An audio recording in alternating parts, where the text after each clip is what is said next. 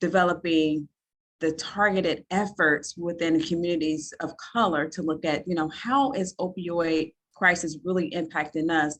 It's a lot to unpack. It's a lot that we have to look at and think about in our communities, because there are things that, we see have been misaligned over quite a number of years. And we'll discuss some of those things today. Upon completion of our time today, we will be able to describe the opioid crisis from a cultural perspective, define what is culture, identify culturally appropriate strategies for communities of color, and explore how our beliefs, values, and impacts the way that we provide services to communities of color. And then we'll also discuss and share how culturally experiences can help build capacity to provide the culturally appropriate services within our communities. I do like interaction, so I will be asking questions. So my first question that I have for you all today is, what are your thoughts about the opioid crisis? What are your thoughts? Put it in chat, you can raise your hand. What are your thoughts about the opioid crisis? I would like to hear from you.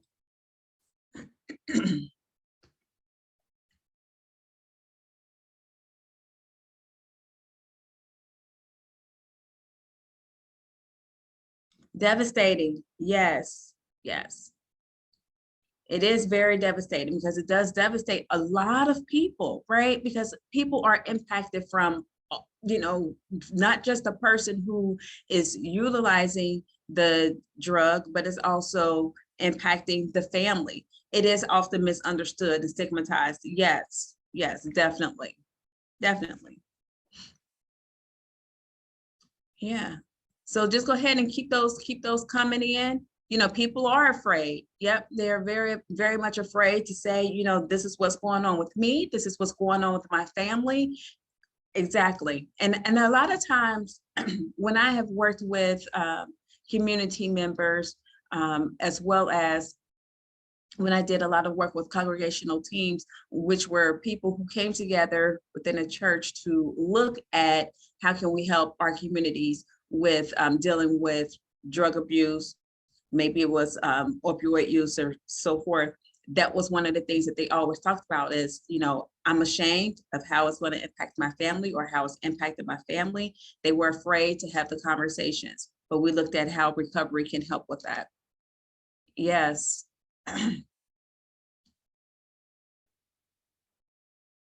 Okay, so it's not talked about enough and people aren't educated enough on it. Exactly. Yeah, just kind of keep those coming and we'll, kind of circle back to this here momentarily. So when we think about the opioid crisis, there are so many things to, like I said, to unpack.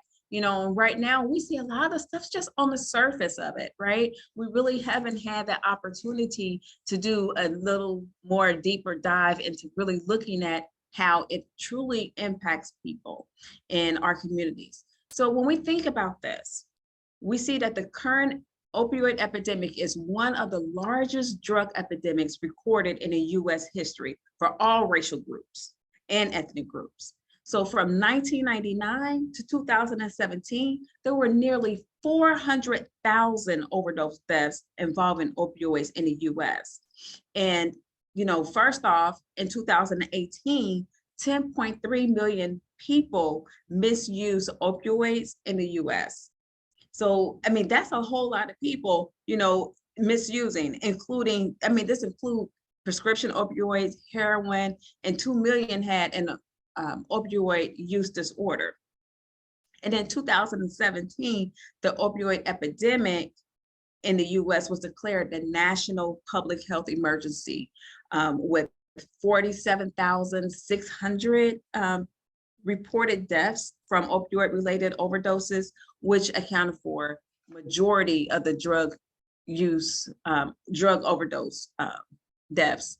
So with approximately 130 people dying each day due to an opioid-related overdose. Now, this epidemic has garnered the nationwide attention generated for significant federal and state fundings, right? So when we look at prevention though, treatment and recovery, and it's kind of like shaped those priorities for a lot of the local communities. There has been a lot of attention that has been paid and focused primarily on a white suburban communities, and less attention that has been focused on the Black African-American communities, which are similarly experiencing the dramatic increase in opioid misuse and overdose deaths. Okay, did I see some questions? Okay, so they were answered.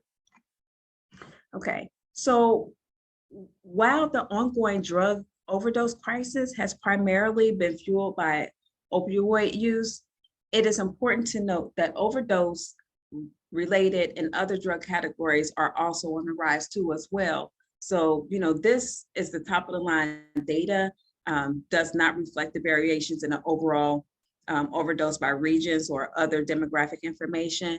So we want to make sure that we pay close attention to most of the research and programmatic efforts that are being focused and put in place on young people and middle-aged white populations in suburban and rural areas. So this information is really more about the drug overdose crisis and how it has affected populations, and it's lacking the comparison, and that's what we want to get to. We want to really be able to look at the racial inequities, that exist when overdose have been examined, and finding what's indicated with the knowledge gaps and the need for more research in this area.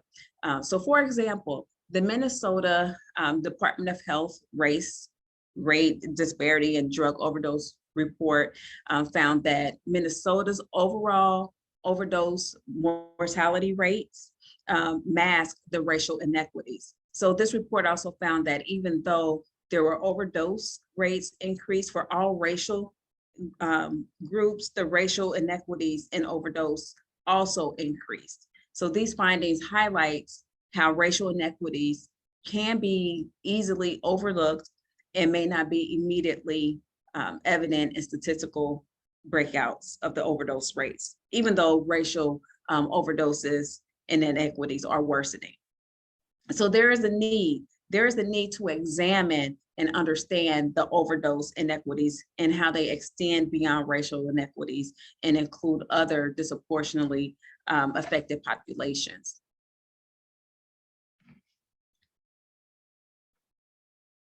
So let's do a little more of a deeper dive into things. We want to make sure that we pay attention to this epidemic as it's focused primarily on white suburban rural communities. And again, less has been looked at with the African-American communities. So we do see that the rates of African-Americans drug use and overdose deaths between 2015 and 2016 was 40% compared to the overall population increase of 21%. This exceeds all other racial and ethnic populations in the US.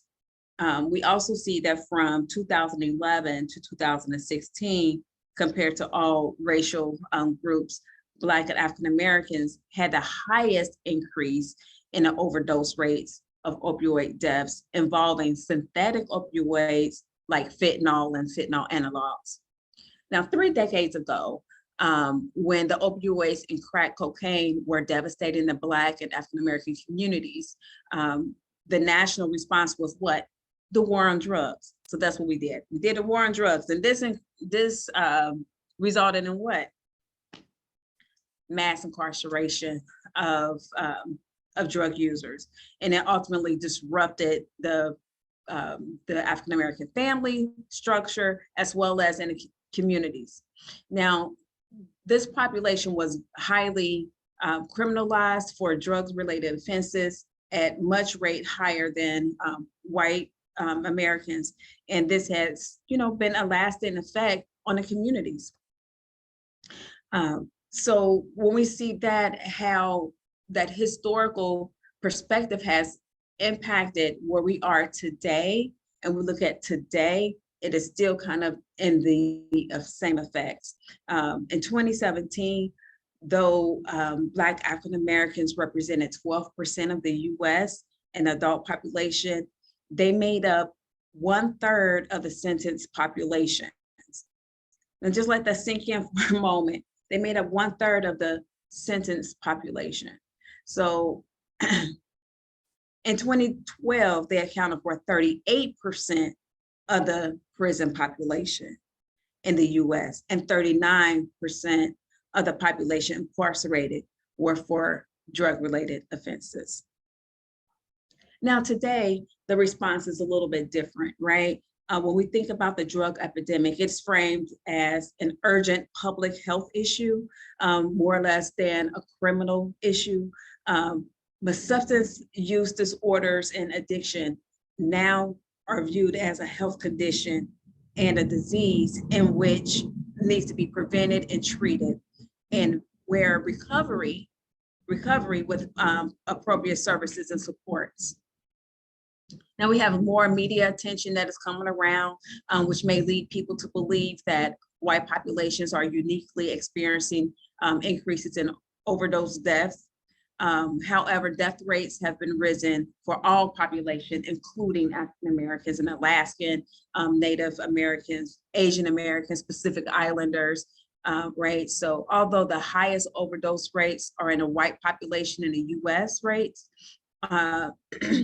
the death rates for Black, Indigenous people of color, or the BIPOC communities are on the rise too as well. Are there any questions or comments at this point in time? Yes, it is a ripple effect that's never ending. Yeah, definitely, and it does hit every demographic that we have. Okay. So when we look at culture, what is culture? What does culture mean, right? So a lot of people, they have, various definitions of culture and what culture means to them. But we're going to go by this particular definition. Culture is a collectively agreed upon knowledge, experiences, values, ideas, and attitudes, right? This comes from, a community of people, whether or not it's the way that you were brought up, whether or not it's from your family, or if it's the environment within itself, the community that you are raised in. Doesn't necessarily have to be, relative related, but this is what we're going to come by when we say what is culture, or the definition of culture that we're going to use as we move forward. Culture is important because it really defines how we interact with people. Without culture, we wouldn't know, or people wouldn't be able to have their own unique identities. And a lot of times we want people to assimilate to a culture that we have already have in place. Just think about our workplaces, right?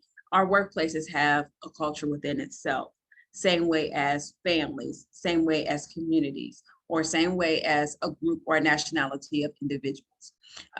Culture is very, very important because it is that lens, the context that people see and view the world through and how they operate. So my culture may tell me that if I am struggling mentally with some sort of challenge, that I don't talk to anybody else.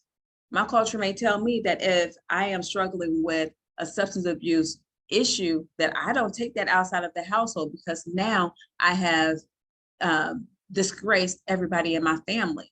But that may not necessarily be the case, or that is not the case, but that's what my culture is telling me. So this is the view that I am having of the context that I'm coming through.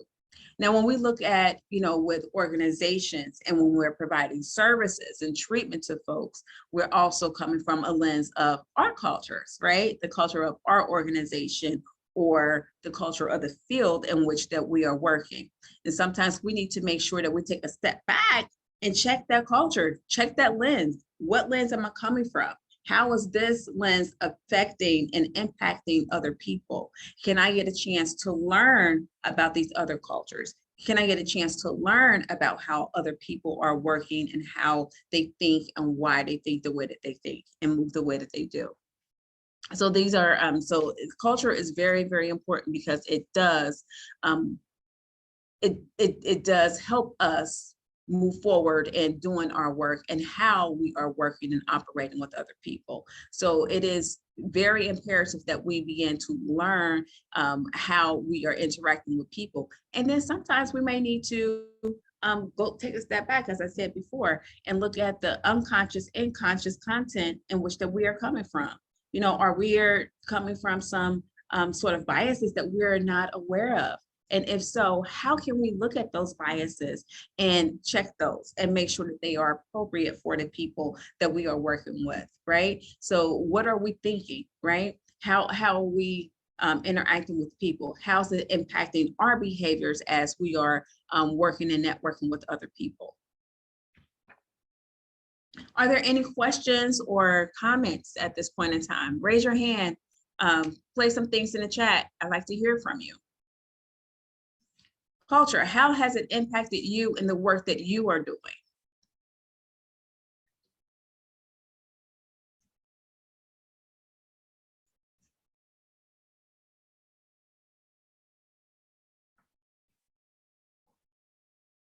Okay.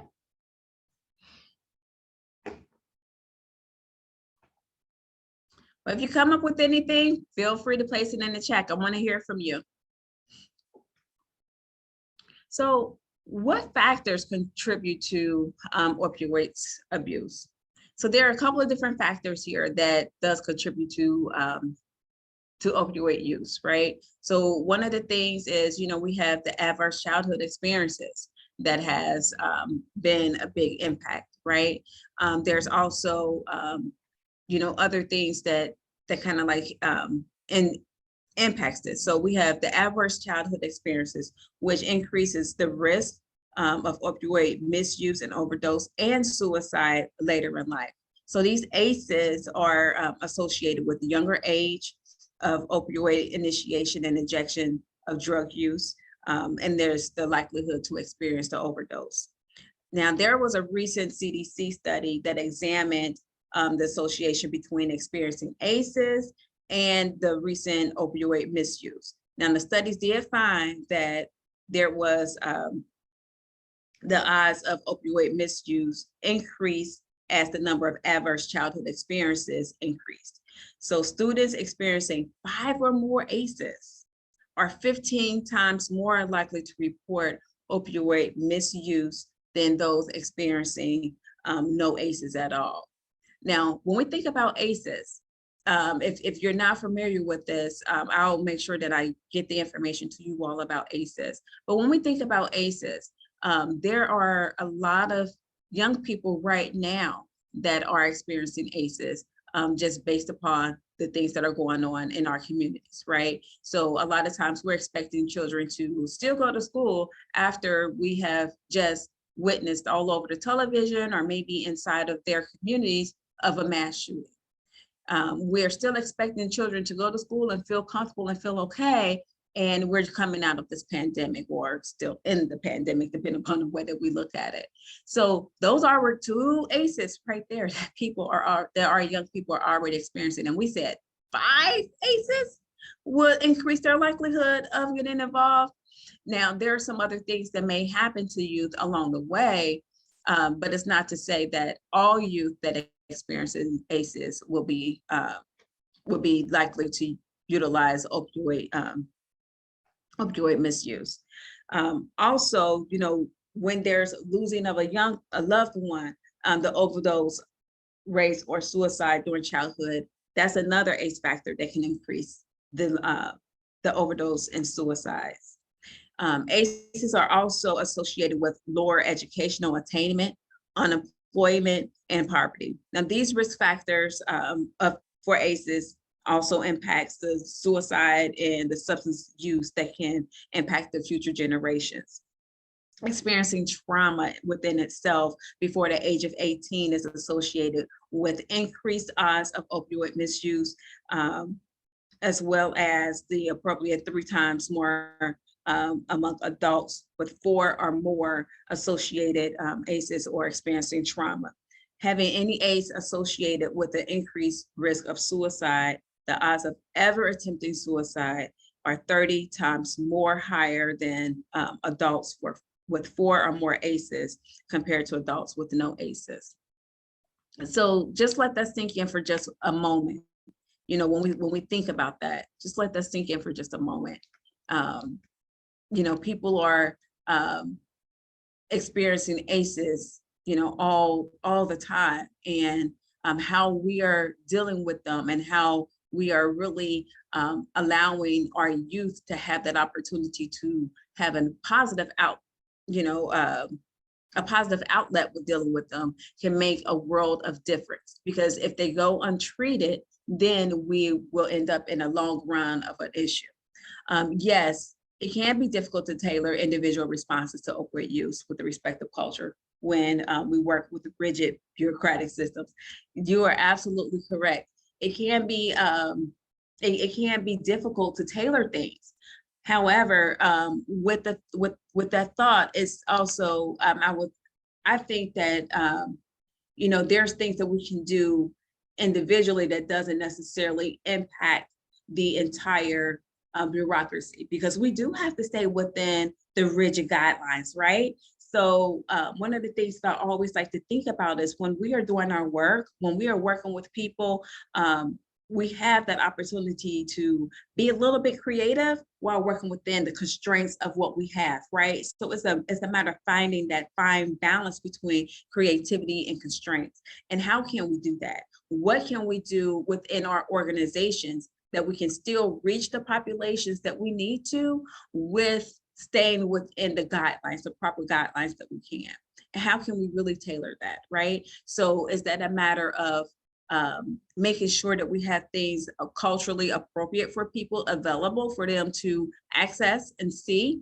Is that a matter of us being able to, you know, really get a chance to understand the different cultures, right? And how these cultures are impacted by the services that we are providing, and how can we tweak the services that we're providing just a little bit so that it can really reach those targeted populations. We have, I mean, it's a heavy and hard charge, right, that's before us. But how can we really do this and impact the communities that we're looking to impact, right? So yes, that is very, very difficult. I totally understand. It is difficult because we do have, you know, these constraints that we are operating up under.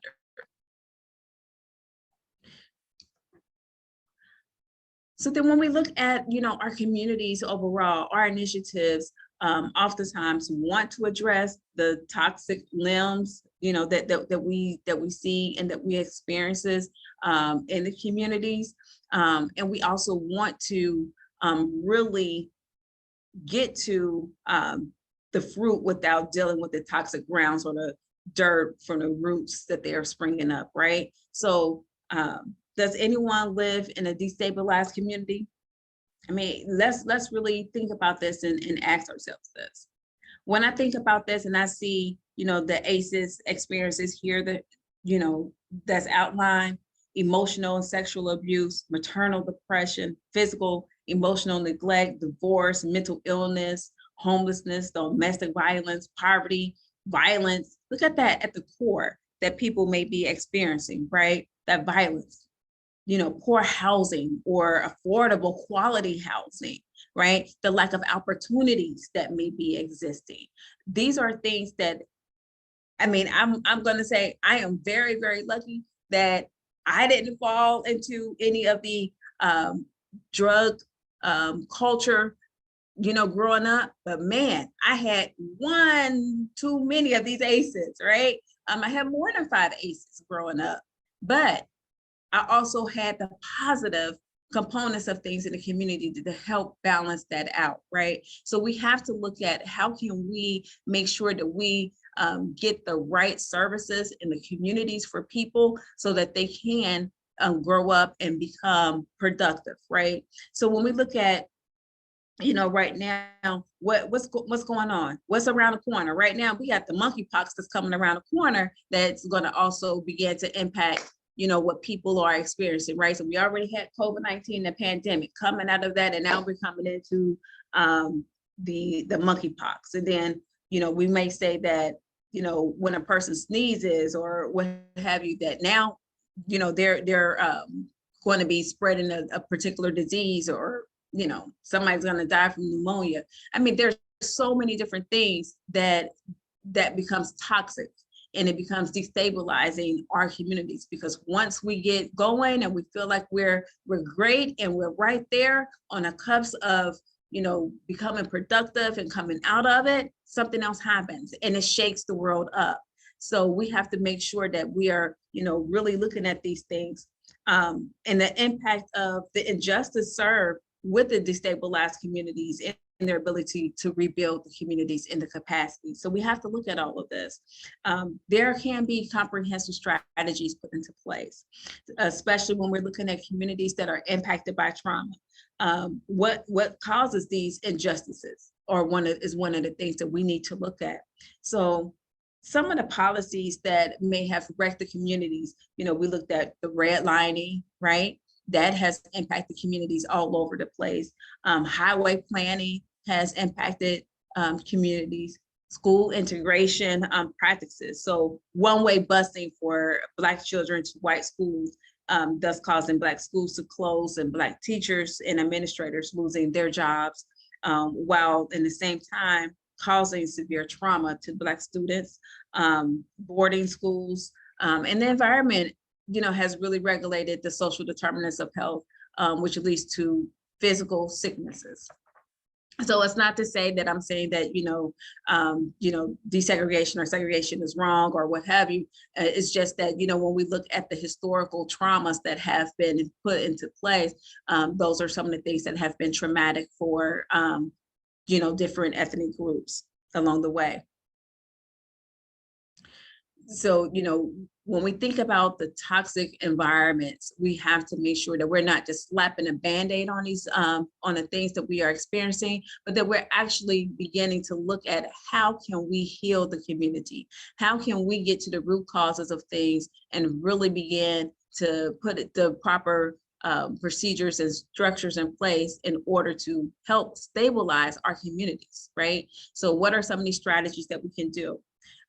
As we look at this again, we have the historical view of trauma and how it has impacted the communities, and then we also have where we look at the adverse childhood experiences, right? This is not anything that's different or new. It's just the way that we're beginning to look at it. And how can we begin to look at the implicit biases that may be in place and really begin to work at those? So that's one of the things that we have to do, is look at the trauma that's in the community, look at the ACEs that our youth or maybe even our adults are experiencing within the community. And how can we really impact this with looking at, the policies, the procedures that we have in place? How can we do this?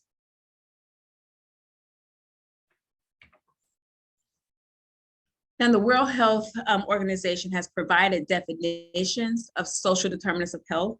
Social determinants of health is looked at as a condition in which people are born, grow, live, work in, right? So these circumstances are shaped by this distribution of money, power, resources, at a global, national, and local level. So these state social determinants of health are mostly responsible for the health inequities, the unfair and avoidable differences in health that are seen or unseen within our communities, right? So this is what we need to make sure that we're paying attention to and looking at. Yes, we'll be able to get this slideshow sent to you.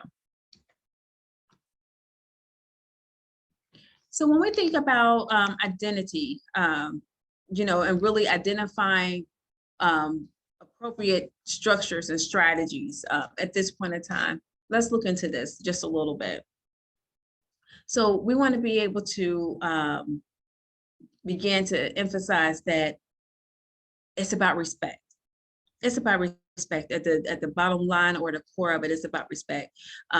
Cultural competence, we want to make sure that we have people at the table who we are trying to address, right? So nothing about me without me, right? Nothing about us without us. You have to have us at the table. So we want to begin with respecting other people's cultural beliefs and their practices, right? We want to be able to make sure that we have the linguistic, appropriate, and diverse needs being met, and being responsive to the health beliefs and practices of the particular cultures that we're impacting. Responsiveness. We need to make sure that we're being responsive, right? So we want to refer to the actions that we take and that we're leading on. So knowing that something, or knowing something about a particular culture with specific population groups that intervene and focus on different aspects, we want to make sure that we're customizing our efforts to reach those particular populations that we're working with. And then we also want to make sure that we're involving people of all cultures in the group of the planning of the interventions that we are really trying to do, because that's one thing that we need to make sure is in place, is that they are at the table. If you don't have me at the table and I can't provide my input, I can't tell you if this is something that I am actually interested in doing, or this will work in our community. I've had a number of focus groups with people, adults and youth, trying to find out what's preventing people from coming to the table of getting treatment that they need. What are some of the things that we need to put into place? Some of the things that we were thinking about on an organizational wise level was not appropriate for what the community actually needed.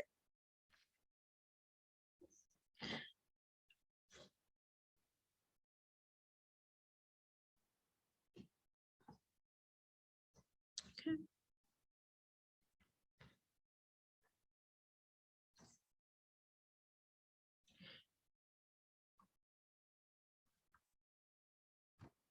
Okay, so when we look at cultural competence and the desired outcomes, we want to make sure that we really have the cultural competence with having the capacity to function effectively. That's the bottom line. We want to be able to function effectively with the people that we are targeting. We want to make sure that we integrate and transfer the knowledge from the individuals to groups that we are needing to be impacted. This goes down to policy level, practices, attitudes that we need to make sure that we can do so that we can increase the quality of service. Now, with this, is it easy to impact policies? No, it's not easy to impact policies, but can we? Yes. It does take time. It does take some effort, and it doesn't happen overnight. That I do know, and I understand that sometimes it takes a little bit of time before we can get to seeing what we really want as our desired outcome. But we have to be diligent in those practices, right? We have to have strategies at all levels. When we look at the strategies, we have promotion. So, we're going to always do these promotions and make sure that we look at prevention and treatment and maintenance, right? We want to look at, all the levels, whether or not it's from the primary, secondary, tertiary perspectives of things. We have to make sure that we have culturally appropriate interventions in place across the board so that people are receiving what we need them to receive.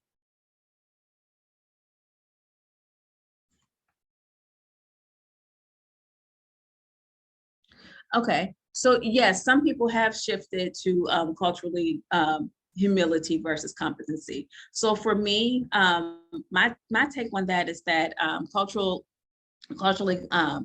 humility, that to me, I kind of view that as the same, right? So when we use competency, it's really saying that we know, we understand. But when we look at humility, that's taking it a step further, if you ask me, with saying, okay, I know, I understand, and now I'm going to act on it. And this is how I'm going to act on it. I'm going to make sure that I take what you are needing and the needs of the community and of the culture, and make sure that I implement it to make sure that, or excuse me, to ensure that the services that are being provided are accurate for the community or the culture that I'm trying to impact. So it's actually taking that that knowledge and applying it so that people are really able to benefit from what you were trying to do. So that's my take on it. Any other takes on cultural humility versus cultural competency?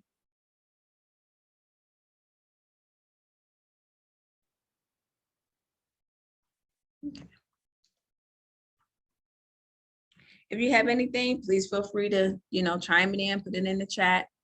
When we look at the prevention practices for tribal communities, we want to make sure that we're really looking at how can we strengthen this, right? So when we look at it from a Native communities populations, the tribes are addressing crisis using legal, medical, cultural, and preventive measures. So we have to make sure that we're looking at the purpose, right, of the information is to help us to really look at why Native connections or grantees are planning to address the opioid crisis in their tribals.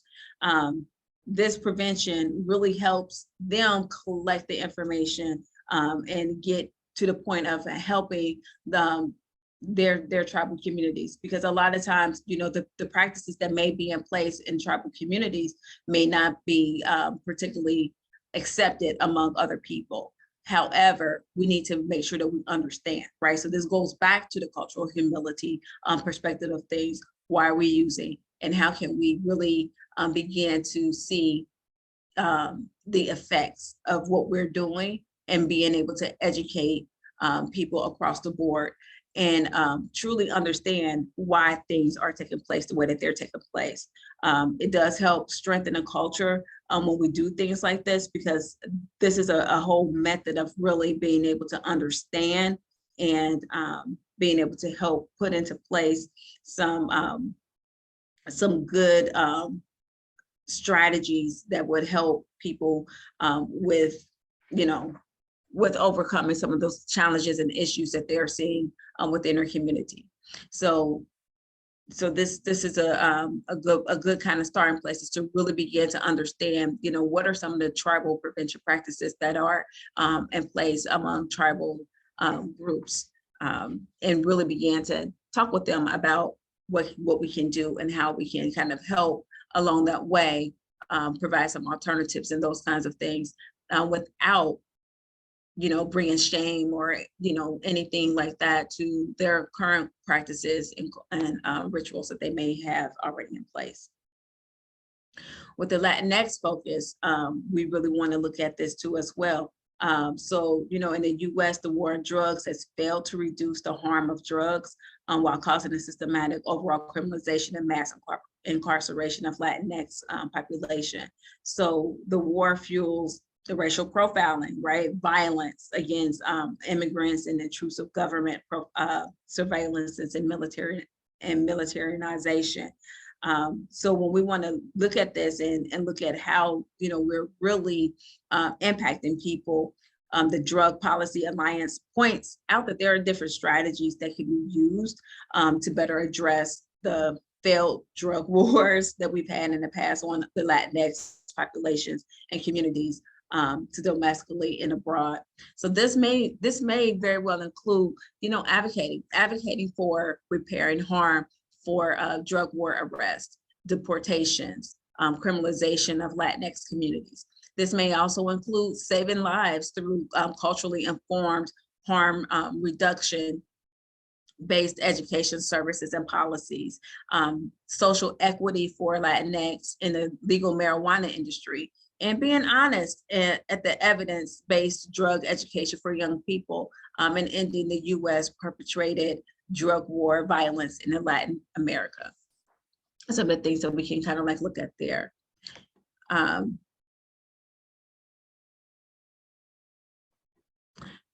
then when we look at, the Black communities or the African American communities.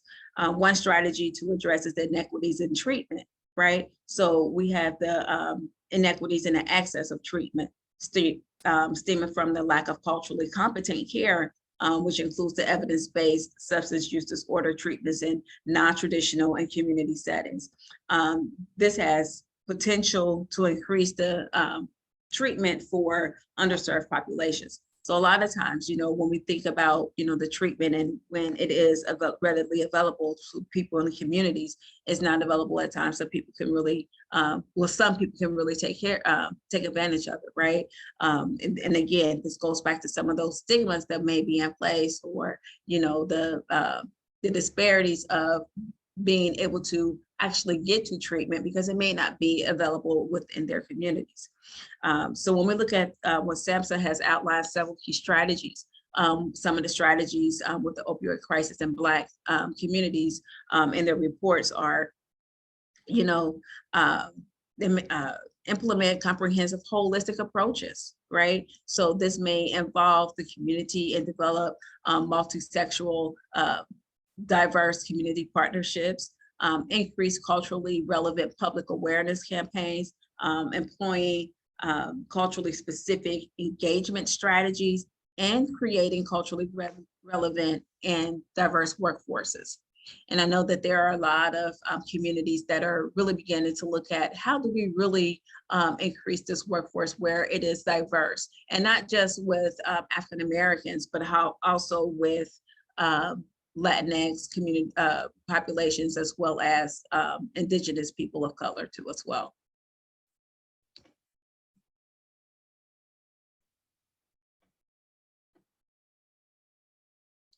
Okay.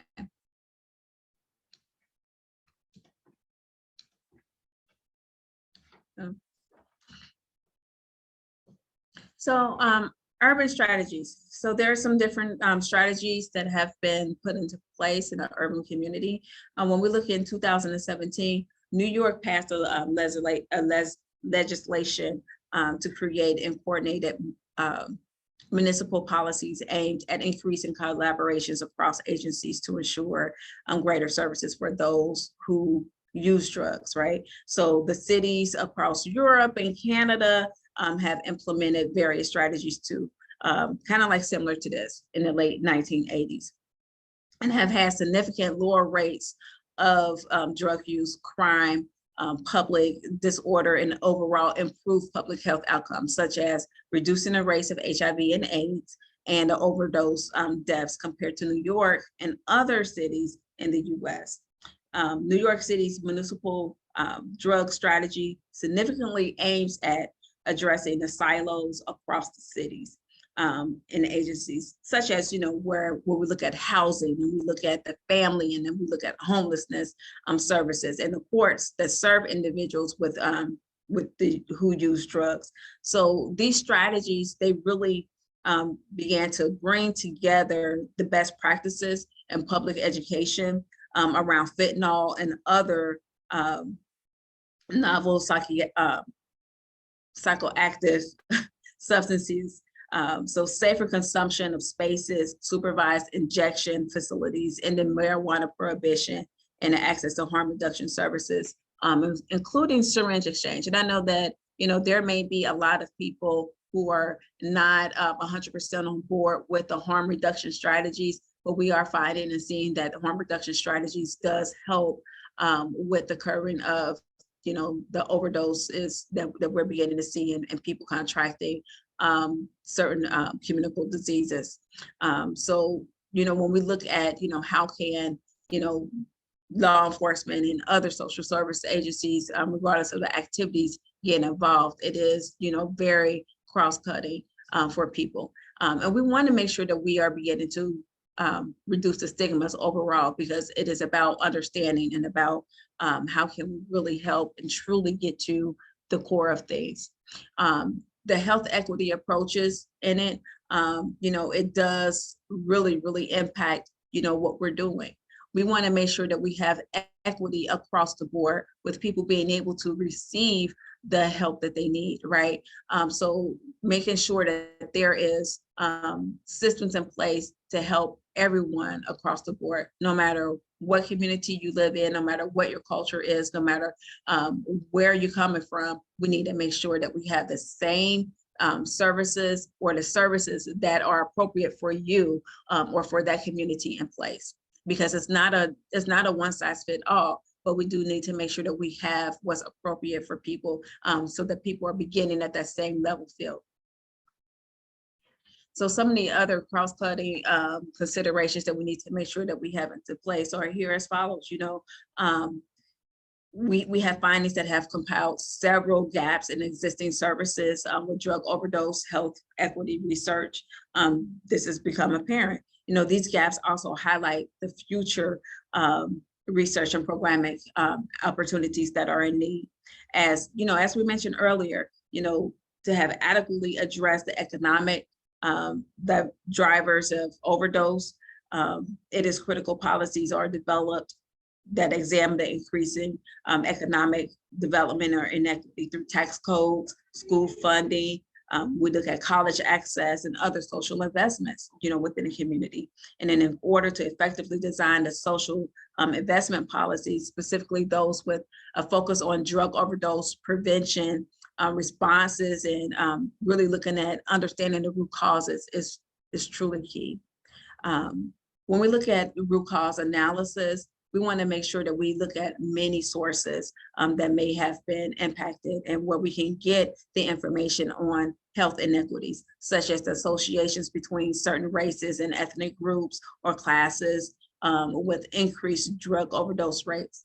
While these are important for communities to understand how drug overdoses affect the communities, they do not go further to explain why, So we need to make sure that we begin to really do that digging of deep, so that we can understand why these things are happening, why it may be different in each community. So this goes back to, truly beginning to understand each community on its own, the cultural, the ethnic groups that we're trying to work with. And a lot of times we can get this information from, both data that we're gathering directly from the community in real time, or we can get it from the historical data that we see, and really begin to kind of dig into that and say, how can we address this, with the communities as a whole? Because a lot of times you ask community members, they will tell you exactly what you want to know, or if not more. But sometimes there's a lot of gap in the data, right? So we know that there's knowledge gaps in understanding the full scope of the drug overdoses and why they even exist. So as we describe and we continue to talk about, we need to make sure that we have, the right information, we're reaching the right populations, and we're looking at the treatment services that we are providing into the community, along with the prevention services. When we look at the law enforcement and policing, we want to also make sure that, we have like we have looked at, the role of law enforcement and policing as we're looking at these ways of addressing the communities of color as they are impacted by, overdoses and those kinds of things. What's the role of the law enforcement in all of this? How is it impacting each of these structures, as we have kind of talked about along the way?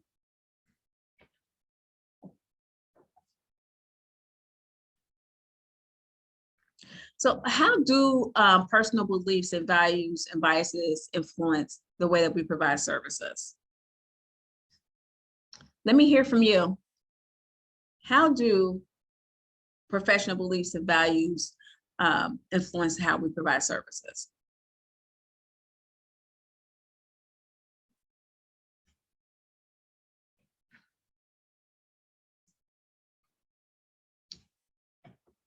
Okay.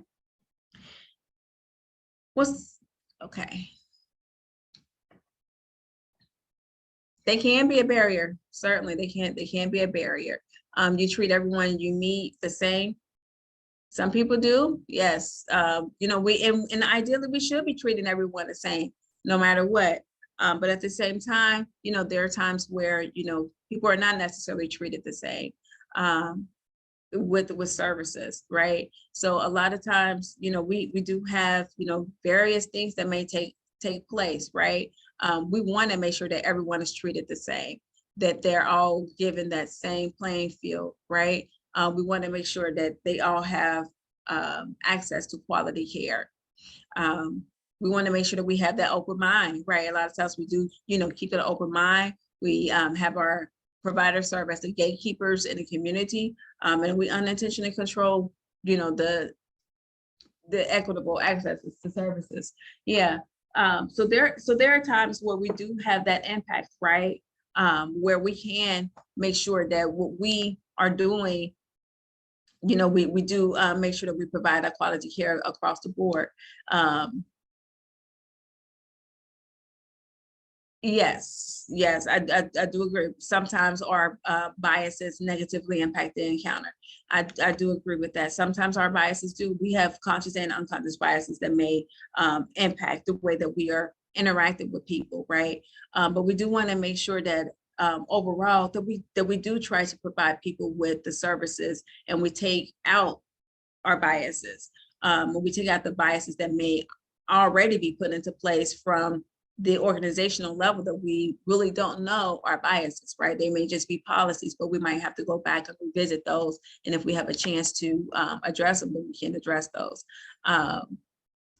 Yes, personal beliefs and workplace treatment are intertwined. Stigmas on SUD perpetrates underfunding of resources, and in turn emphasizes the size fits all interventions. This is correct. And is there a one size fits all intervention? I don't think that there's a one size fits all intervention. Sometimes we do have to tailor it for the person who's receiving that intervention, right? Who's receiving that service, because it's not just about this one thing, right? Everyone may present something on the surface, right? Because we only see that 10% when people come to us, right? But then as we dig deeper down into what's really going on with the individual, we may see that it's way more going on. It may be more complex, because guess what? Substance use is a complex issue. It's complex for the individual. No one woke up today and said, hey, I want to, try this out today, and, and this is what I'm going to do for here on out. No one said that, but there are things that may have been done, or that they may have experienced in their lifetime that may have triggered this, right? And we got to get down to that surface and really begin to put into place different things that may that may address what they are dealing with, that may be different, because what you do for one person may not be appropriately for another person. So yeah, so it's not just one size fits all, and we have to dig deeper. Some of it may be on the surface of their culture, some may be on a deeper, deeper aspects of their culture and what they're dealing with, or of the individual, right? Because those traumas that they have could be impacting why they're doing the things that they're doing, why, there's substance use disorders that are even in place. And some of it is not just an individual trauma, but it could be a historical trauma. It could be a generational trauma that has come into place that has never been addressed, right?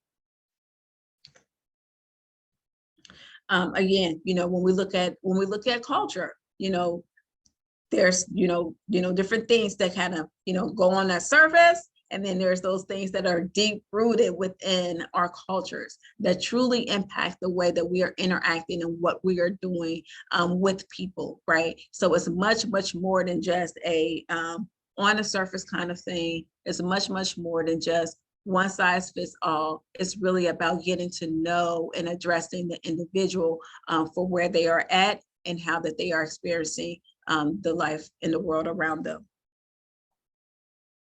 When we look at cultural competence on a continuum, we do have various aspects of things that we see, right? So there's cultural destructiveness. So that's, really, seeing things, and, things can be destructive on this end, where, people aren't really understanding what's going on and how it is impacting the people around them, how cultures are not really being respected and looked at, then we, we've been blinded by that. And then we go to the cultural sensitivity where, okay, let's begin to understand just a little bit more about different cultures and how they work and what's really going on.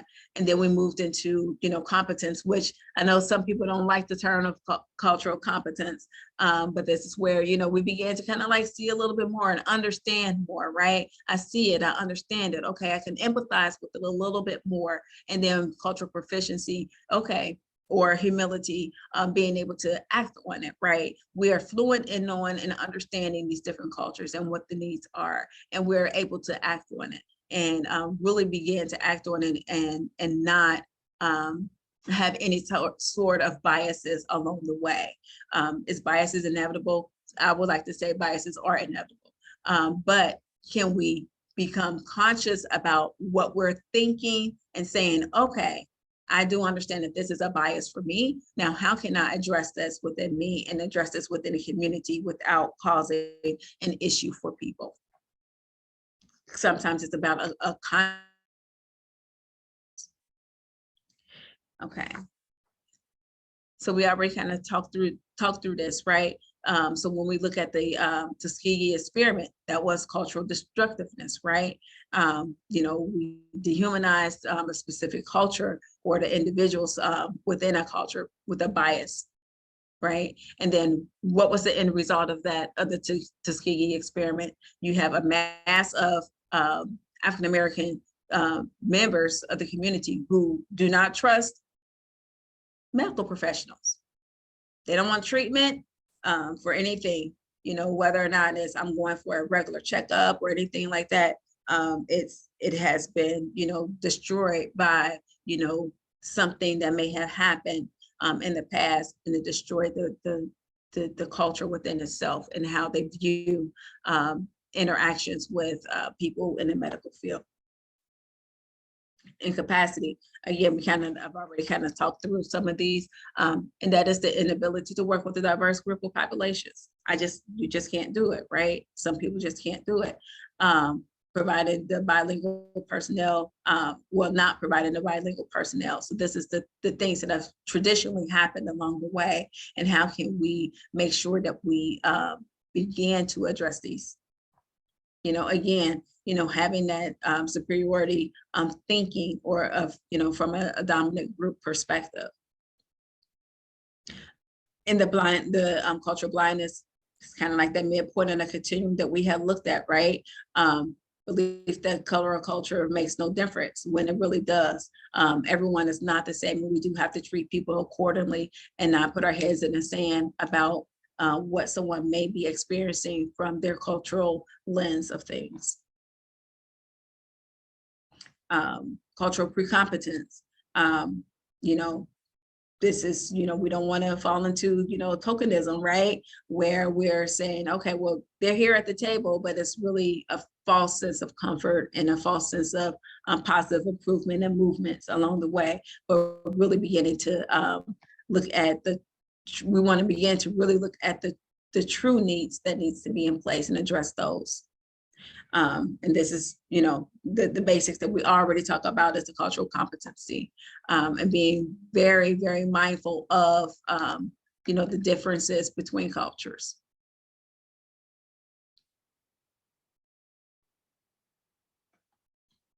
Okay.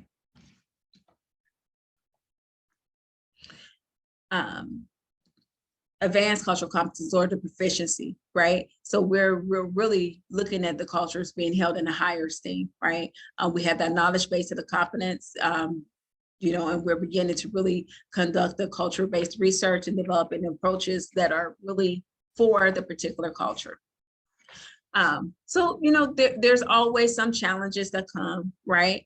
And then, with the challenges that come, I want to just kind of like find out from you, let's kind of like talk just briefly, just for a moment here. We have a few minutes. I think,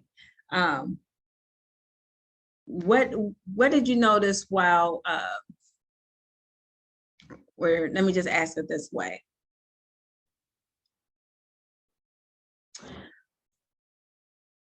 with the images that we see around opioid use, what are some of those images that we normally see that just kind of pop up in our minds or in the media when people talk about opioid misuse or overdoses?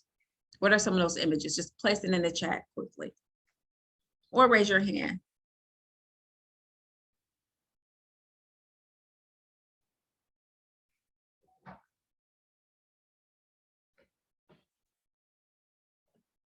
Any thoughts? I want us to think, I want you to think about that, right? So the images that we may see, right? Dark alley, needles in someone's arm, yes. People passed out, homelessness, needles everywhere. People are sad, tired, looking defeated, incarcerated. Yes, these are all these things that we really see, right? And then when we think about that, you know, how does that truly impact the outcomes of the work that we're doing?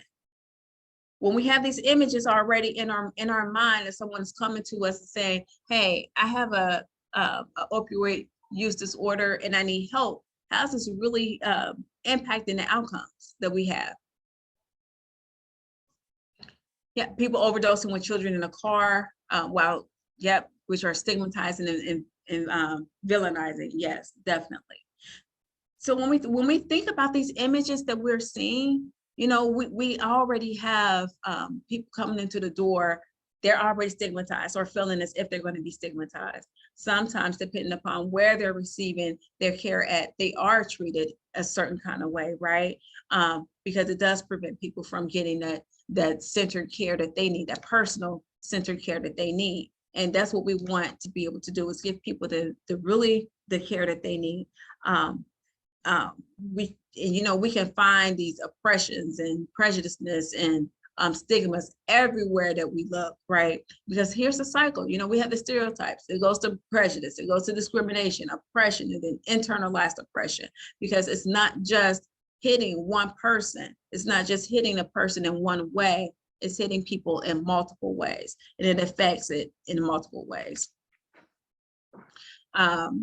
So when we think about our cultural experiences, they can help to influence the ways that we truly operate and work within communities. We want to make sure that we are building these capacities with the appropriate services to communities in mind. You know, really taking this opportunity to look and take a step back and look through the lenses of people that we are really trying to address. With going back to the Institute of Medicine's research, we want to make sure that we have that positive intellectual development along the way. So, you know, whether or not it's looking at the life, the schools, the critical rational thinking, but we really want to go back and take that step and look at things. Look at, the strong elements of design that we can put into place from a cultural perspective. And again, we look at, how our culture or how the cultures are being seen.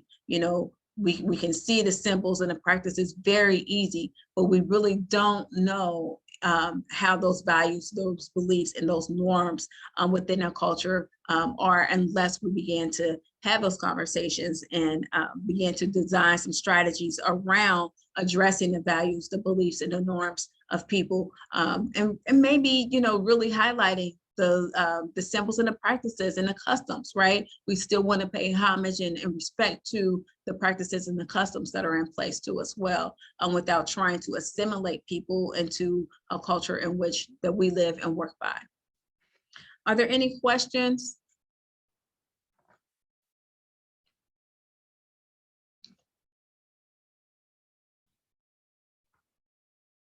Okay, well, thank you so much for your time. I truly appreciate you all's interaction, and I will definitely get the slides out to you guys. I'll make sure that you all have